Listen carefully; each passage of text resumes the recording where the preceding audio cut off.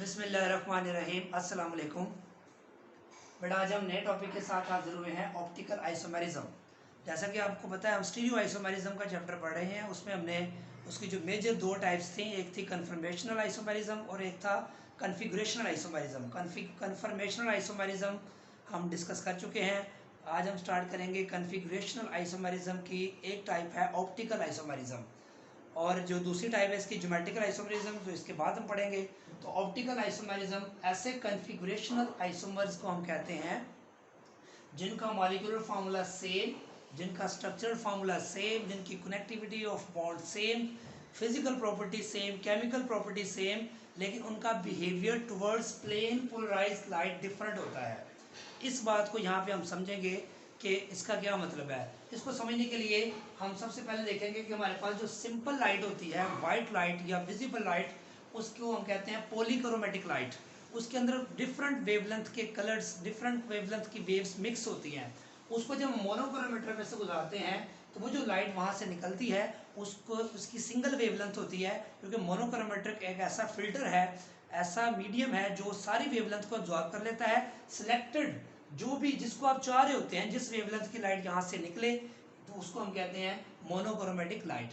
उस monochromatic light को जब हम पोलराइजिंग फिल्टर से गुजारते हैं तो उस लाइट के जो मोनोक्रोमेटिक लाइट है वो तमाम पॉसिबल डायरेक्शंस में, तमाम प्लेन्स में मूव कर रही होती है।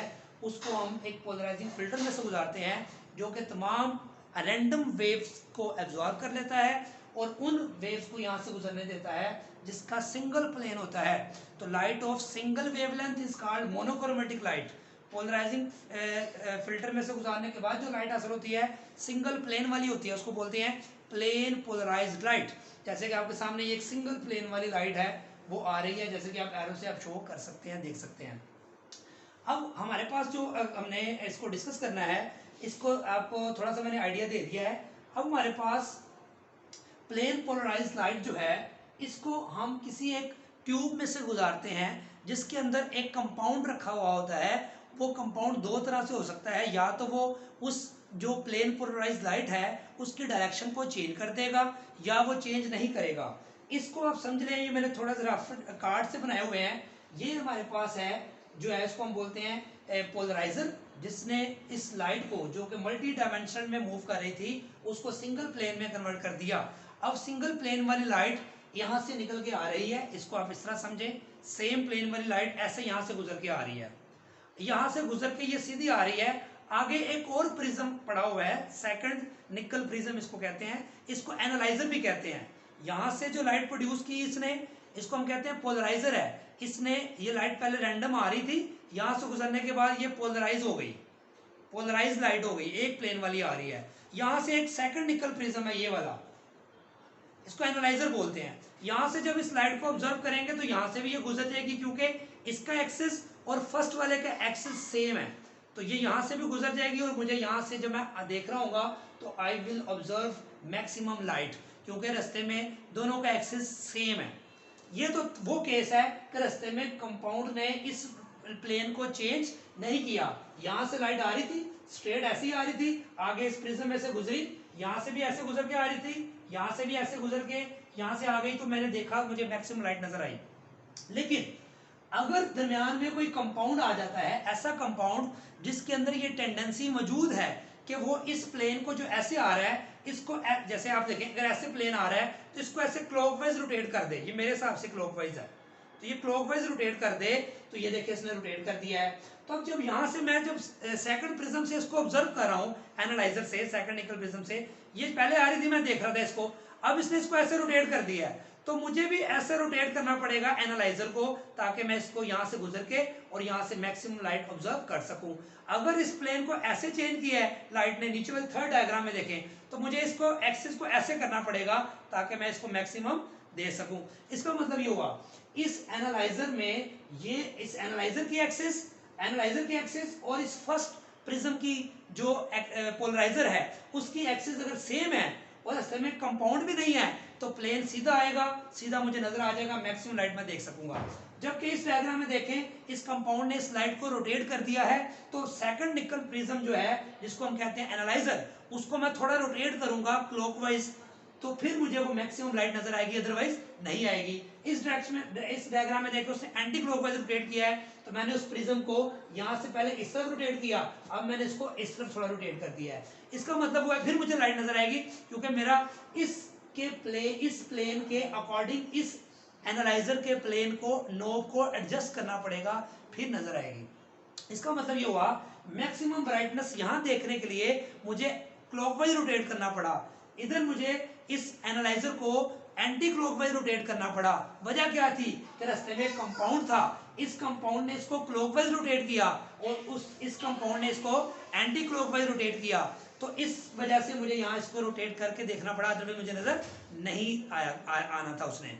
इसका मतलब ये जो कंपाउंड था इसके अंदर पड़ा हुआ था, इसने इसको क्लॉकवाइज रोटेट किया, क्लॉकवाइज रोटेट करने की वजह से डेक्सियस मीनिंग टुवर्ड्स राइट। अगर ऐसा कंपाउंड इस ट्यूब में मौजूद है जो लाइट के प्लेन पोलराइज लाइट को क्लॉकवाइज रोटेट कर दे, उसको हम कहते हैं डेक्स्ट्रो रोटेटरी। और अगर वो कंपाउंड उसको एंटी क्लॉकवाइज रोटेट कर दे तो लेवियस वर्ड मीनिंग टुवर्ड्स लेफ्ट, तो इसको बोलते हैं लीवो रोटेटरी।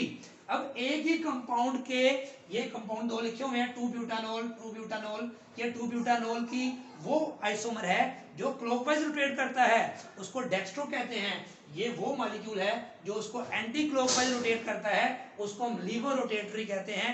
इसको पॉजिटिव से भी रिप्रेजेंट करते हैं, इसको नेगेटिव से भी रिप्रेजेंट हम करते हैं। उसके बाद देखें कि इस कंपाउंड के अंदर जो ये प्रॉपर्टी है प्लेन पोलराइज्ड लाइट को रोटेट करने की, इस प्रॉपर्टी को कहते हैं ऑप्टिकल एक्टिविटी। और वो कंपाउंड जो प्लेन पोलराइज्ड लाइट को रोटेट करने की सलाहियत रखता है आइदर क्लॉकवाइज और एंटी क्लॉकवाइज, उस कंपाउंड को हम कहते हैं ऑप्टिकल एक्टिव कंपाउंड।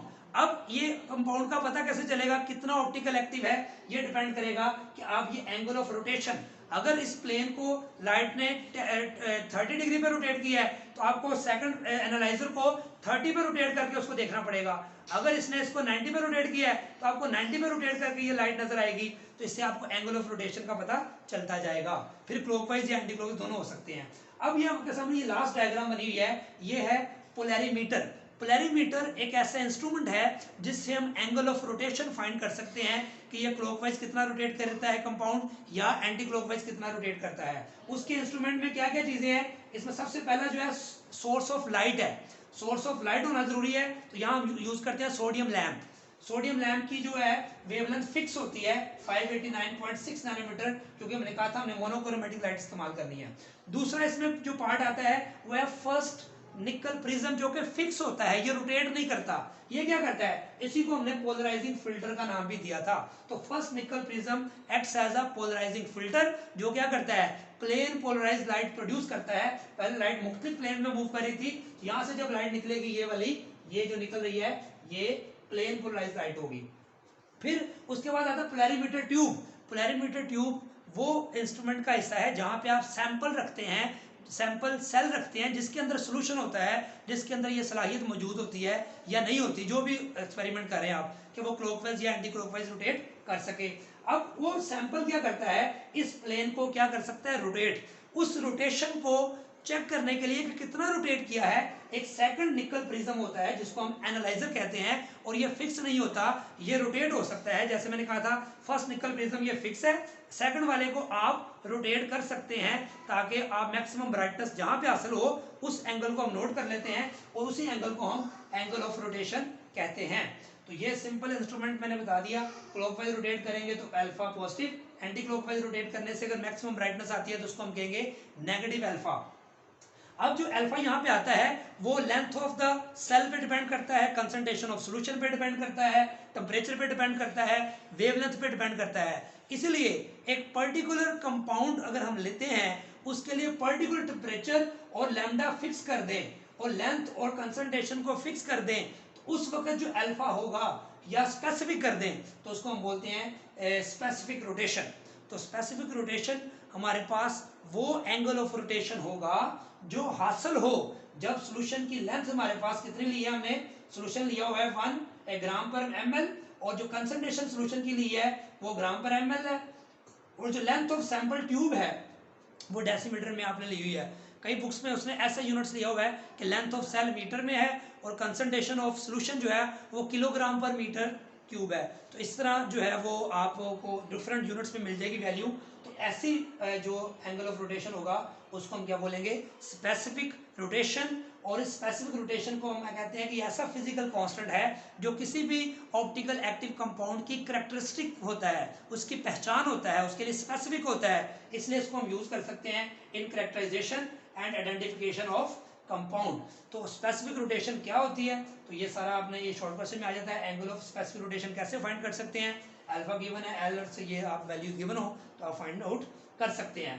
उसके बाद ये जो कंपाउंड है, ये जो दो मैंने आपके सामने लिखे हैं, इन दोनों कंपाउंड्स को एक दूसरे के ऑप्टिकल आइसोमर्स कहते हैं। तो ऑप्टिकल आइसोमर्स फिर क्या होते हैं, ऐसे कंपाउंड्स जिनकी फिजिकल ऐसे स्टीरियो आइसोमर्स, बल्कि ऐसे कन्फिगरेशनल आइसोमर्स जिनकी फिजिकल और केमिकल प्रॉपर्टीज सेम है लेकिन उनका behaviour towards plane polarised light different है, एक क्लॉकवाइज करता है और एक एंटी क्लॉकवाइज। ऐसे कंपाउंड को हम कहते हैं ऑप्टिकल आइसोमर्स और इस फिनोमेना को हम कहते हैं ऑप्टिकल आइसोमेरिज्म। और इसकी जो खास वजह होती है, इसके अंदर पाए जाने वाला ये कार्बन है जिसको हम कहते हैं कायरल कार्बन। और कायरल कार्बन क्या होता है, ऐसा कार्बन जिसके साथ 4 डिफरेंट ग्रुप्स अटैच हों, जिसमें एक OH, ये इथाइल, ये हाइड्रोजन और ये मिथाइल, ये चारों ग्रुप्स डिफरेंट ग्रुप्स हैं। ऐसे मॉलिक्यूल जिसमें कायरल कार्बन पाया जाए वो कायरल मॉलिक्यूल कहलाता है। और यही कायरल मॉलिक्यूल ऑप्टिकल एक्टिविटी होने का बायस बनता है। अगर ये कायरल कार्बन ना हो तो ये मॉलिक्यूल ऑप्टिकल एक्टिव नहीं हो सकता, लाइट को रोटेट नहीं कर सकता।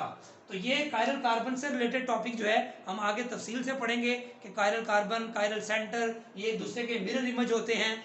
ये जो है एक बिल्कुल जैसे लेफ्ट हैंड और राइट हैंड आप एक दूसरे के मिरर इमेज होते हैं। तो कायरल कार्बन में भी जो कायरल ये वाला कायरल मॉलिक्यूल है, इस लेफ्ट हैंड राइट हैंड के साथ मिरर इमेज होते हैं। तो इसको कायरल का मतलब भी होता है यही हैंडेडनेस। ये लेफ्ट हैंड राइट हैंड का मिरर इमेज जरूर है लेकिन ये इसके ऊपर सुपर इम्पोज नहीं हो सकता। जब आप इसके ऊपर रखते हैं तो देखें ये स्मॉलेस्ट फिंगर ये थंब के ऊपर आ रही है, यहाँ तो ये एक दूसरे के ऊपर एग्जैक्टली सुपर इम्पोज नहीं हो सकता। इसी तरह लेफ्ट जो आपका फुट है और राइट फुट है, ये भी एक दूसरे का मिरर इमेज होते हैं। और ये जो आपका लेफ्ट ईयर है, राइट ईयर, लेफ्ट ईयर, ये भी एक दूसरे का क्या होते हैं, मिरर इमेज। और ये सारे एक दूसरे को हम बोलते हैं कायरल। तो ऐसे कंपाउंड जिनका दोनों कंपाउंड्स आपस में मिरर इमेज हो और इसके ऊपर प्लेस करें तो वो प्लेस ना हो, उसको बोलते हैं non super imposable mirror reflection of each other. और ये कायरल कार्बन होने की ये निशानी ये भी है। और इसी पेयर को हम पेयर ऑफ एनेंशियोमर्स भी कहते हैं। ये तफसील हम आगे डिस्कस करेंगे। दुआ में याद रखें, चैनल को सब्सक्राइब करें, अगर नहीं किया तो अपने फ्रेंड्स में शेयर करें, कमेंट्स जरूर दीजिएगा। अल्लाह हाफिज़।